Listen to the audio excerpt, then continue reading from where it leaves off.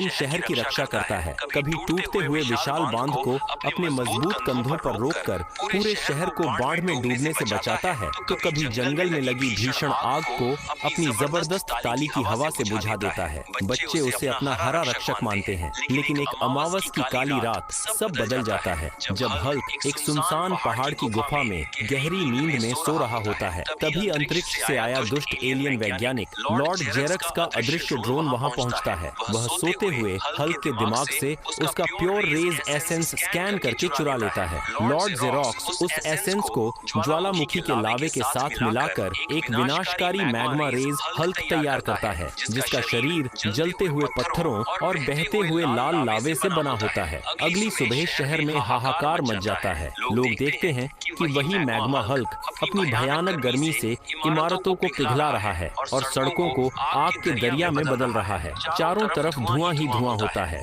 लोग उसे असली हल्क समझकर नफरत करने लगते हैं। जब असली शांत हल्क शहर में आता है तो भीड़ उस पर टूट पड़ती है। तुमने हमारा शहर जला दिया, चले जाओ यहाँ से राक्षस, हमें तुम्हारी मदद नहीं चाहिए। लोग उस पर पानी के गुब्बारे और कीचड़ फेंकने लगते हैं। बेचारा हल्क सिर झुकाकर उत्तरी ध्रुव की बर्फीली पहाड़ियों में चला जाता है। वहाँ वह अपनी पुरानी रिसर्च बुक्स पढ़ता है और उसे पता चलता है कि मैग्मा हल्क की भीषण गर्मी को हराने के लिए उसे आर्कटिक ग्लेशियर आर्मर बनाना होगा। वह दिन रात बर्फ के सबसे पुराने और मजबूत क्रिस्टलों को जोड़ता है और एक चमकदार सफेद नीले रंग का आर्कटिक ग्लेशियर आर्मर तैयार करता है। जैसे ही वह इसे पहनता है, उसका शरीर बर्फ से भी ठंडा हो जाता है और उसके चारों ओर बर्फीली हवाएं चलने लगती हैं। वह मैग्मा हल्क से भिड़ने के लिए शहर लौटता है। शहर के बीचों बीच आग और बर्फ की भयानक टक्कर होती है। मैग्मा हल्क आग के गोले फेंकता है और ग्लेशियर हल्क उन्हें हवा में ही जमा देता है। लेकिन मैग्मा हल्क की गर्मी